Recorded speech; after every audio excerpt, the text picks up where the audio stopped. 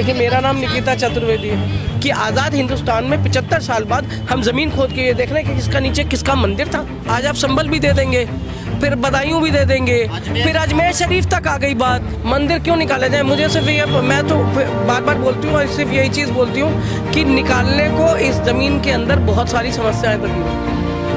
आप पानी साफ दे सकते हैं, आप सड़कें दे सकते हैं, महिलाओं को सुरक्षा दे सकते हैं, बच्चों के लिए अच्छा भविष्य दे सकते हैं। खोद के मंदिर निकाल के क्या मिलने वाला है? तुम रोज आओगे पूजा करने? कौन तुम्हारे में से किसी को पंडित की नौकरी मिल रही है कि तुम्हारे बच्चे इसमें लेबर बनेंगे? क्या करना है वहाँ से निकाल के? आपको ऊपर नहीं जाना, हमको यहाँ से गगनचुंबी बुर्ज खलीफा देखने हम दुबई जाएंगे, दिल्ली में नहीं बना सकते, हिंदुस्तान में नहीं बन सकता बुर्ज खलीफा, वो यही क्यों बनाना है? हम नीचे पाताल में जाते चले जा रहे हो और हमको इस बात की शर्मिंदगी नहीं है हम कितना नीचे गिर गए। हम दूसरों के वो राम जो अपनी सौतेली माँ के कहने पे 14 वर्ष का वनवास भोग गए, जिसने राजपाट का सुख नहीं भोगा, उस राम को आप नाम लेके आपने बाबरी किया। उसके बाद हर भगवान का नाम लेके हर भगवान ने बहुत त्याग किया। और मुझे लगता है हर धर्म के भगवान ने, जो भी उनके ईष्ट हैं, चाहे वो ईसा मसीह हो, चाहे वो मौला अली हो, सब ने अपनी तरफ से बहुत ज़्यादा सेक्रीफाइसेस किए हैं। हम सिख धर्म को देख लें, वहाँ भी सेक्रीफाइसेस है, बच्चों की सेक्रीफाइसेस है और ना जाने क्या क्या है, खुद भी लोगों ने झेला है। उन सेक्रीफाइसेस का बदला हम ये दे रहे हैं कि आज़ाद हिंदुस्तान में 75 साल बाद हम ज़मीन खोद के ये देख रहे हैं कि किसका नीचे किसका मंदिर था। मेरे घर में एक मंदिर है, अगर वो कभी किसी दिन बाढ़ भूकंप में दब गया तो क्या मतलब? मेरे बच्चे 30-40 साल बाद ये नहीं जी मंदिर बनाकर कि इस देश में जो देश के लोग हैं वो कितना बोल रहे हैं। कॉन्स्टिट्यूशन कांग्रेस नहीं दिया था, आप बोल रहे हैं कि विपक्ष कितना बोल रहा है, राहुल गांधी बोल रहे हैं, मनोज झा यहाँ बोल के गए हैं। कौन सा नेता नहीं, कौन सी पार्टी का नहीं बोल रहा? क्या तेजस्वी यादव नहीं बोल रहे? क्या अखिलेश यादव नहीं बोल रहे? कौन नहीं बोल रहा है? बोलने को सब बोल रहे हैं, लेकिन मीडिया जो है वो खुदाई में लगा हुआ है। और सारे कैमरे जो कहना चाहिए कि जो मेन स्ट्रीम मीडिया है वो खुदे हुए को देखने के लिए इतना ज़्यादा नीचे गिर चुका है कि मुझे नहीं लगता कि कभी उस पाताल से जो हमारा मेन स्ट्रीम मीडिया है वो बाहर आएगा। सुदर्शन चक्र मिला है, विष्णु जी की मूर्ति है, तो माना तो जाएगा कि फिर नीचे मंदिर को ही छुपाएंगे। जब भगवान जाते हैं, कौन सा अवशेष छोड़ के जाते हैं? जब आत्मा अजर अमर है तो उसमें सुदर्शन चक्र क्या कर रहा है? जिसकी आत्मा गई वो तो ऊपर चली गई, या तो यहीं घूम रही है। तो इसका मतलब हम ये कहना चाहते हैं कि जो भी ईष्ट हमारे हैं उनकी आत्मा जो है वो भटक रही है, हमारे भगवान ऊपर तक पहुँचे ही नहीं, ये कहना चाहते हैं। तो जो सब जमीन के अंदर है उसको निकालने की कवायद में जो नीचे जो बीच में रह गया ना, वो अपना स्टैंडर्ड इतना गिरा चुका है, अपनी कह सकते हैं सोच को भी इतना गिरा चुका है कि उसको इस बात से कोई मतलब नहीं पड़ता किसी का खून बह रहा है, कोई बेकसूर जेल के अंदर है। आज उमर खालिद को कितने दिन हो गए, आज खालिद सैफी को कितने दिन हो गए, शर्जील इमाम, उसकी बहन, मैं बहुत बहुत बधाई देती हूँ उन पेरेंट्स को जिन्होंने शर्जील इमाम के जेल में होने के बावजूद अपनी बेटी को इनकरेज किया। और आज वो जो बिहार सिविल सर्विस में जो है अब वो जज बन रही है। तो बच्ची ने भी मेहनत की और मुझे लगता है कि न्यायपालिका तक वो इसलिए पहुंची है कि शायद वो भी उन लोगों को जस्टिस दिलाने में इंटरेस्टेड है जो आज की डेट में सत्ता में सरकार के साथ आमने सामने की दुश्मनी थे। आपको लग रहा है कि सरकार ये सब कुछ करे तो उसके खिलाफ कौन खड़ा होगा, कौन इन सारी चीज़ों को ठीक करेगा? देखिए, मेरा नाम निकिता चतुर्वेदी है, ये देवलीना पोलिंग है, ठीक है। यहाँ पे और बहुत लोग हैं अलग अलग कम्युनिटीज़ के लोग, तो कम्युनिटीज़ के जो लोग हैं यही निकलेंगे, ठीक है। यही लोग कहेंगे कि नहीं अब बहुत हुआ, निकलना ज़रूरी है, बताना ज़रूरी है, बाहर आइए और इस बारे में बात। तो मतलब हमारे यहाँ ज़मीन ही नहीं थी, हिंदुस्तान में ज़मीन ही नहीं थी, सब मंदिर ही मंदिर थे। हम एक मंदिर से टाप के दूसरे मंदिर में जाते थे, हम रहते नहीं थे, हमारे पास घर नहीं थे। मतलब ये जितने किले जो बने हुए हैं इन सबको भी खोद के नीचे देख लेना चाहिए। मैं अगर ये कह दूं कि इस प्रेस क्लब ऑफ इंडिया के नीचे हरम है तो वो इसको भी खोद लेंगे, उन्हें मंदिर से मतलब नहीं है। हरम था जब बहुत सारी रानियाँ रहती थी तो वो था, तो वो इसको भी खोद देंगे।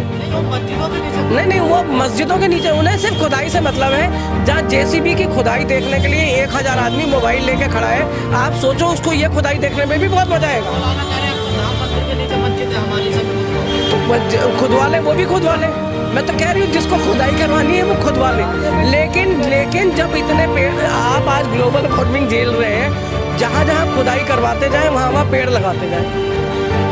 जितना आप खोद रहे हैं वहाँ पे नीचे तक जाइए, बीज बोइए और हरी भरी। मुझे नहीं लगता कि इतनी खुदाई की ज़रूरत है। मुझे लगता है कि कोर्ट को भी अब आगे आके संज्ञान ले लेना चाहिए कि बहुत हो गई खुदाई, अब इसके आगे जो है कुछ बनेगा तभी। यहाँ पे आप नींव डालेंगे तभी खोदेंगे, आप नीचे से जो है ना भूत और वर्तमान को निकालने के लिए नहीं खोदा जाए। देखिए अब बाबरी दे दी थी तो आपने जब बाबरी दे दी तो आप उनको लगा कि शायद ये मान ही गए हैं, ठीक है। बाबरी जबकि हम मुझे लगता है कि इस देश का हर मुसलमान ने और हर देशवासी ये चाह रहा था कि इस मुद्दे का जो हल है वो बड़ी आसानी से निकल आए और न लड़ाई झगड़ा हो न खून खराबा हो, पर जो जिस मौन के साथ सभी समाज ने इसको स्वीकार लिया वो जो है वो शायद उनसे गलती हुई। उन्हें ये कहना चाहिए था कि बाबरी तो क्योंकि नेशनल इशू ऑलरेडी था, इसके बाद बाकी चीज़ों पर नेशनल इशू नहीं बनने दिया जाए। संभल कितने लोग जाते हैं, कितने लोग संभल को जानते हैं, कितने लोग बदायूं को जानते थे, ठीक है। तो आप खोद के वहाँ से मुद्दे निकाल के ला रहे हैं जहाँ पे जिनके बारे में कभी चर्चा नहीं हुई, जिनके बारे में कभी बात नहीं हुई। देखिए देश इतना बड़ा है और हर जगह। और अच्छा सबसे बड़ी बात क्या है कि जब आप लोगों को वहाँ से निकाल रहे हैं और आप ये कह रहे हैं कि मस्जिद के नीचे मंदिर मिल रहा है, इसका मतलब है कि जहाँ मस्जिद है वहाँ मुसलमान भी रहे होंगे ना। 400 साल पुरानी मंदिर है, 500 साल पुराना मस्जिद है, उनके नीचे से अगर आपको अपने भगवान के अवशेष मिल रहे हैं उनके होने के, तो इसका मतलब ये है कि वहाँ भी मुसलमान था। जब आप उनको शिमला से निकालते हैं, जब आप उत्तराखंड से निकालते हैं, जब उन्हें आप दूसरे जगहों से निकालने की बात करते हैं कि उत्तर प्रदेश में नहीं रहने दिया जाएगा, तो जब आप ऐसी जगहों से उन्हें निकाल रहे होते हैं तब आपको इस बात का वो भी रखना चाहिए कि जब वो नीचे दबे हुए अवशेषों में जब उनको ढूंढा जा रहा है तो ऊपर जो इमारत खड़ी है ये उन्हीं की बनाई हुई है ना। तो यानी 500 साल पहले भी वो आए थे, तो इसका मतलब वो भारतवासी हैं। मैं कहीं किसी दूसरे के गांव जाके अपनी इमारत तो नहीं बना के आऊँगा ना, मैं यहीं बनाऊँगा ना जो कुछ मुझे बनाना है। और अगर मैं अपनी ही जगह पे कुछ बना रहा हूँ, और सबसे बड़ी बात यह है कि वहाँ का जो दूसरा समाज है, चाहे वो हिंदू हो चाहे वो जैन हो, वो दूसरी कम्युनिटीज़ के लोग रहे होंगे और उन्होंने अगर उस टाइम पे उसके बारे में कोई विरोध नहीं किया, तो आज जो स्थिति बना रही है सरकार बना रही है। उत्तर प्रदेश का चुनाव सर के ऊपर है, उसे जीतने के लिए बुलडोजर वाला काम नहीं आ रहे। लोकसभा में सीटें कम हो चुकी हैं और उत्तर प्रदेश का भी प्रदर्शन बहुत खराब रहा है। तो सीधी बात है कि राजनीति को चमकाए रखने के लिए ये ऐसे मुद्दे बहुत ज़रूरी हैं कि उत्तर प्रदेश में धर्म पूरी तरह से। संभल का जब मामला शुरू हुआ तब तो चुनाव नहीं था, मतलब नहीं, अरे संभल में जो मुद्दे निकाले गए अब ये लंबे चलेंगे ना।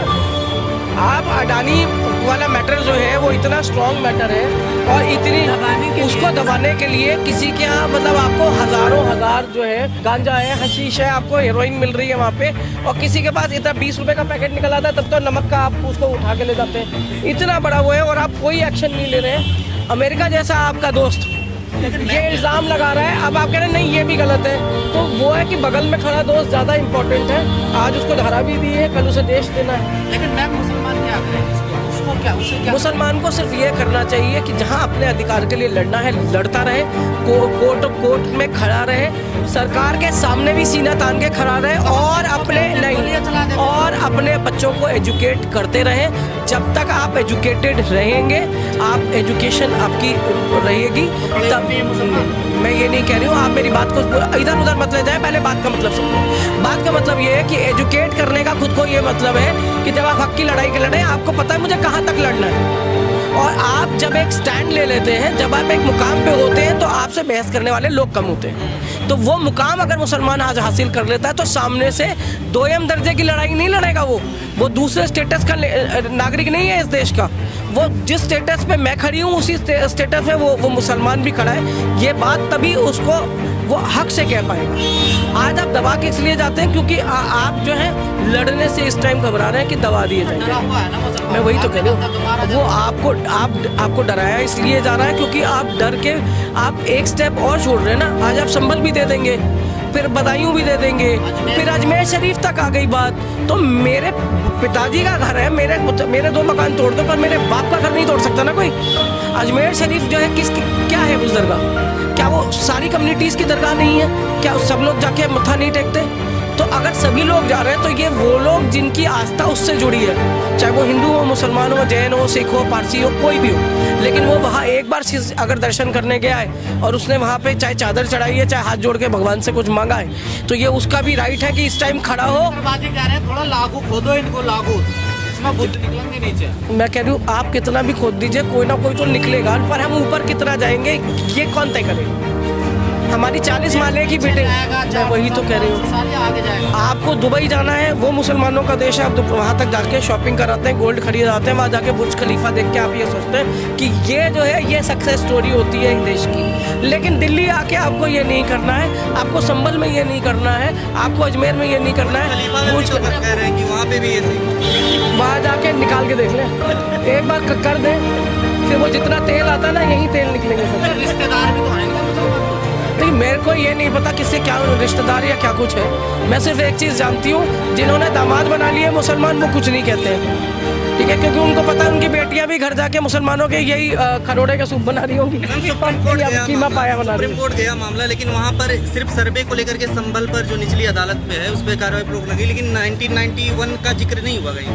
अभी एक भाई ने मुझसे पूछा कि न्याय की देवी के आंखों से पट्टी हट गई। पहले न्याय की देवी के आंखों पे पट्टी थी तो उसको ये नहीं पता था मेरे सामने वादी कौन है, प्रतिवादी कौन है। अब वो कपड़े से पहचान रही है, अब वो प्रेजेंस से पहचान रही है, अब वो ये देख रही है कि कौन हिंदू है कौन मुसलमान है, कौन है जो दब जाएगा। आपको दबे हुए और जो आपसे न्याय मांग रहा है, एक दबा हुआ व्यक्ति जब आपसे न्याय मांगता है और जब सरकार आपके सामने खड़े होकर कहती नहीं ये करना है, तो अब वो देख पा रही है। इसीलिए ये पट्टी हटाई गई है कि अब वो देख के फैसला करेंगी कि मुझे न्याय जो है सच की तरफ देना है या पावर की तरफ। उम्मीद नहीं है सुप्रीम कोर्ट से भी। मुझे उम्मीद देखिए, अगर चंद्रचूड़ गोगोई जैसे लोग जो हैं वो कुछ अच्छा कर जाते, तरह की बात वो लोग करके गए हैं, उसने नाउम्मीद किया है, लेकिन नाउम्मीदी इस देश की जनता जो है, जो जनता है वही इसको तय कर सकती है। जब आपका वोट का टाइम आए आप वोट कीजिए, जब आपकी सरकारें जो है, जिस तरह से लोग वहाँ पे, अभी मैंने देखा महाराष्ट्र में भी कई जगह लोग प्रदर्शन कर रहे हैं कि हमने वोट जो है इस प्रत्याशी के लिए किया, ये नहीं हुआ। अब वहाँ पे बैलेट पेपर से लोग अपने आप जो है वो इलेक्शन करा रहे हैं, ठीक है। तो जनता जब तक खुद सर्वा बन के आगे नहीं आएगी तो हमें भी इंतजार करना होगा कि टीवी पे एक फैसला आएगा हम उसे। आज यही मुद्दा है मंदिर मस्जिद, क्या और कोई मुद्दा आप लग रहा है देश में बचा है या फिर यही है रह गया? नहीं, हिस्ट्री खंगालने पर हिस्ट्री उससे पूछे ना जिसने हिस्ट्री पढ़ी हो, जिसने हिस्ट्री पढ़ी हो। आप किसान को हिस्ट्री पढ़ाएंगे, वो अगर वो सब कुछ छोड़ के, खेत छोड़ के हिस्ट्री पढ़ने लग जाएगा, आप खोद दीजिए उसकी ज़मीन, आप उसके ज़मीन खोद के अनाज हटा के नीचे मस्जिद मंदिर निकाल लीजिए, रोटी कहाँ से खाएंगे? लेकिन वकील कह रहे हैं सर्वे में दिक्कत क्या है, सर्वे करा के कम से कम अगर उनको लगता क्यों कराना है सर्वे? मुझे क्यों कराना है सर्वे? क्यों कराना है? जब आपका संविधान आपको एक बार ये देखिए, पूजा का अधिकार सबका अपना था, और जो हमारे धर्म के स्ट्रक्चर्स थे वो जहाँ थे उनको वैसे ही रहना था। बार बार खोद के, बार बार हिस्ट्री की क्लासेस लगाइए, लोगों को इतिहास पढ़ाइए, लोगों को ये बताइए कि और औरंगजेब जो है ना वो सिर्फ लोगों का जो दमन नहीं करता था, उसने लोगों के लिए अच्छे काम भी किए। आपको ये भी कहना है कि आज़ादी की लड़ाई में जब जो लड़ रहा था उसमें 800 साल जब मुगल शासन में मुसलमानों के राज में जो कुछ हिंदुस्तान ने बनाया था वो उसे 200 साल में अंग्रेज लूट के गए।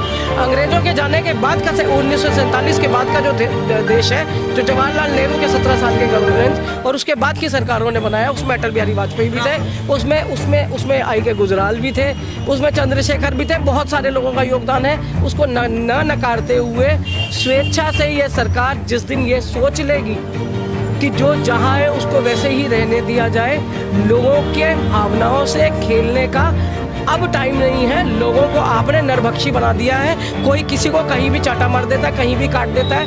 आप कहते हैं ये नदीम भाई का जो ये वीडियो है इस पे आपत्ति है आपको, और आप ये कह रहे हैं कि नदीम खान के इस वीडियो को में हेट्रेड है। इस वीडियो में आप जो है लोगों की जो भावनाएं